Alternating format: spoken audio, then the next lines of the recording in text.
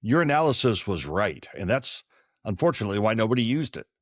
You've had the file open in a meeting, and you decided not to put it on the screen. You're probably right not to.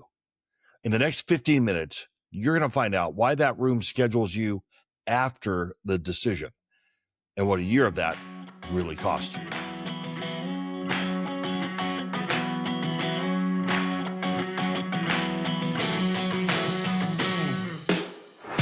Hey there, senior leader, and welcome to the Talent Triple Podcast. This is the podcast that helps HR executives move beyond the support function and become business first, the right hand that your company can't run the company without. Because the top chair is not an HR job. It's a brand new identity. I'm your host, Jackson Lynch, and this is episode 159, and it's a Monday, so that means you just have me. There's a version of this conversation that's running everywhere right now, and it's about storytelling. Sharpen the narrative. Put the finding in one sentence that your CEO can repeat. Lead with a recommendation. That advice is correct, and it will also not work. What stands between your analysis and the decision has nothing to do with the analysis or even how you say it. It comes down to when the thing was built and what it was built to prove. Now, you're in that chair because somebody decided that workforce is a business variable. Business variables show up when the call is still open. Stay with me, and you're going to be able to sort out the numbers that you already own into the ones that can move something and the ones that can only describe. And that sort is going to change the next 6 weeks of your life.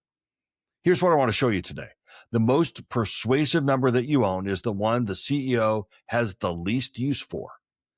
The shelf that you built to prove the function works is why nothing on it moves a decision, and what a year of presenting it better is going to cost you. But before we get into today's episode, I want to say a quick thank you. A shout out this week to Valerie in Mexico City. Thanks for being a part of this community. And to everyone that's tuning in, whether you're joining from Dublin, Ireland, or Charlotte, North Carolina, I appreciate you being right here. Okay, let's dive into this thing. I'm going to put you in the room that you were probably in earlier this year. It's operating plan review, not the strategy offsite, the one where the money actually gets assigned. Your COO wants commercial teams that are stood up in 2 new regions next year. Your CFO is arguing the ramp 12 months versus 18, and the call closes today, and everyone in the room knows it. And you have the leadership readiness analysis. It's open on your laptop. 6 weeks of your team's best work, 41 leaders, the most rigorous thing that your function produced all year. And your CEO went around the table on the ramp question. Finance answered, ops answered, the region president, but then he skipped you. And he skipped you warmly, a nod on the way past. And you've had a while to think about that and what that nod really meant. So let me say what I think it meant. He wasn't shutting you out. In his head, he had already put you on the other side of that decision, the side where you go and you build the plan once the number lands. And if you asked him about it, he'd tell you that it was a compliment, and he'd half mean it. So the workforce half of a 12 versus 8 month call got answered in the room from memory in one sentence by an ops executive with nothing behind it. And then on Thursday, you put the readiness analysis into the quarterly deck where it got a good reception and changed nothing. Now, look at what's moving across the field, because this is not a story about you being bad at your job. I'm sure you're really good at your job, and that sometimes is the problem. Mercer, though, ran its global talent trend study this year across 12,000 executives. HR leaders were involved, investors, employees. 57% of the C-suite named people analytics as the single people initiative most likely to generate a return this year. And 27% of them believe that their HR team effectively advises them on human capital risk. So let's put that plainly. They want this more than they ever have, and about 3 in 4 don't believe that you're the one delivering it. Then look at what Mercer found we actually have on hand. Individual and team productivity, benefits ROI by employee group, and how effectively HR is meeting its own internal needs.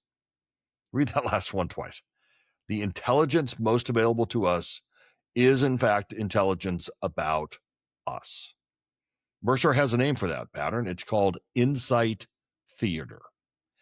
Now, back in episode 151, we talked about the CEO who can recite the hurdle rate for every business unit and go blank on which two roles break the strategy. That's the same gap that we're talking about here. It's one layer down. Capital data gets built in to close a decision. Talent data gets built to describe a population. Do you see the difference? So the question is, why does a leader this competent keep carrying the wrong object into the room? As you'd imagine, I think there are three traps, and all three are yours. The first one is that you think that this is a translation problem. You hear about that all the time. So you invested in the translation, the storytelling workshop, the one-sided version, the analytics hire out of finance, and every single move was a real improvement. And everyone improved the delivery of an object that's built for a different purpose. You can make a report on the function beautiful. You just can't make it decisive, because being decisive has nothing to do with being good. Here's the second one, and this one also has your fingerprints on it. Your business believes talent contributions can't be quantified against results.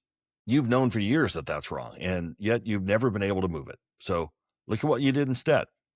You started answering the questions you could answer completely. 6 weeks, 41 leaders, a defensible methodology. You didn't put a number on the ramp question in March, because that number would have carried a range. And a range is something that you have to stand behind in a room full of people who do this for a living. Precision became the substitute for standing. And the third trap is the calendar. Your reporting runs on a cycle, quarterly, annually, board meetings. Allocation decisions don't fit that schedule. They happen when a deal moves, when a competitor prices something, when a plant goes down. A function reporting on a calendar arrives after a decision that happened based on an event. And anything arriving after a decision is a description. It's arithmetic. So traps 2 and 3 run on the same force. Your measurement infrastructure was built to answer one question, which is whether HR is working. It answers that question beautifully. The problem is that's not the right question. So let's get at what's actually running underneath all of this. A decision is a specific object, and it has 3 properties. Somebody owns it, it has a date, and there are at least 2 options that are still live on that date. All 3 have to be true. Miss one, what you have is a topic. So a number becomes useful to a decision when it changes the ranking of those options before the date. Truth's not the test. Rigor, not the test.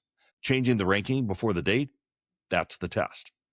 So now hold up your own work against that. Your engagement read has probably no owner. Your readiness analysis has no date, and your attrition trend has no live options attached to it, because it describes something that already happened to a population.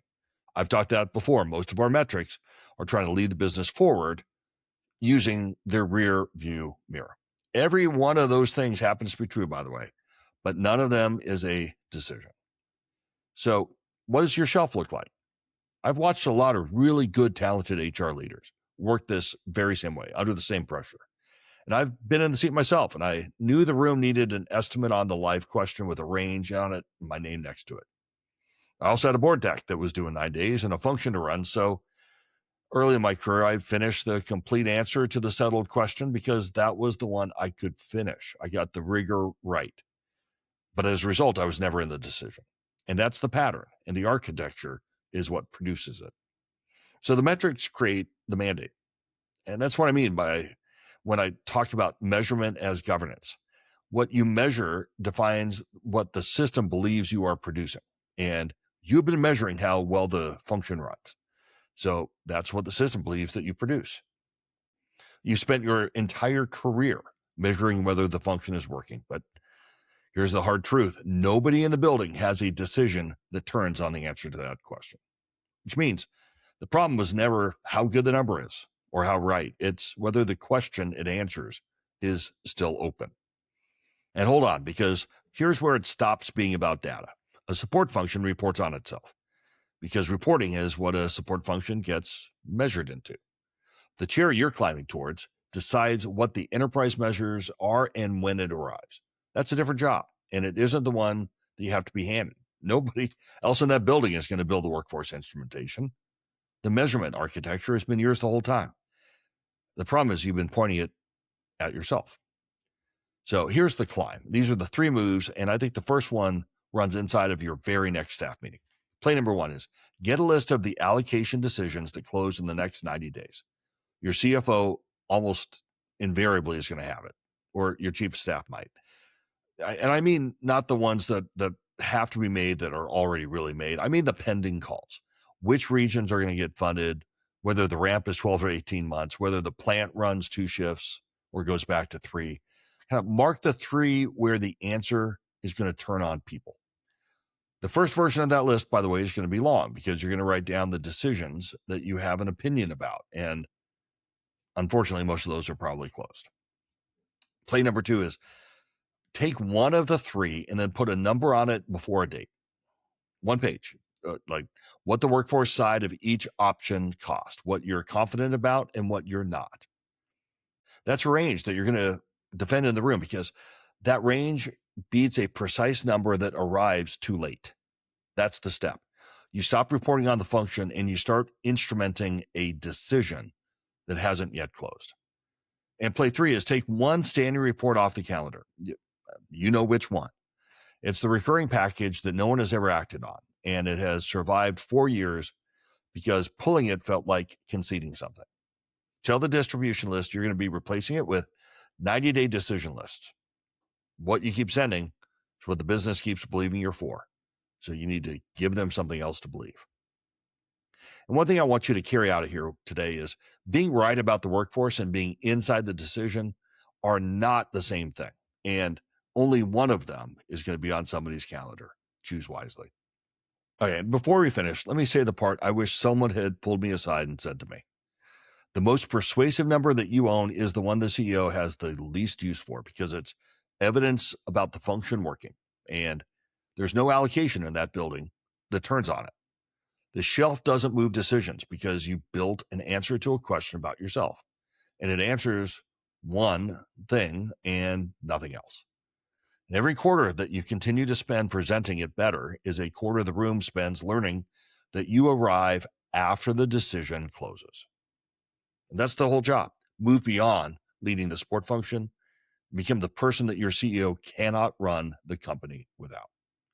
And one last thing, if something here we talked about today resonated with you, let's take 30 minutes on the phone. Love to connect with you. You tell me what's happening. I'm going to help you find the architecture underneath and hopefully what to do next. Calendar link, you can find it in the show notes, or you can find me at mytalentsherpa.com. And that's the summit for today. Thanks for climbing with me. Till next time, keep raising the bar. Keep putting numbers on the decisions that are still open and keep on climbing.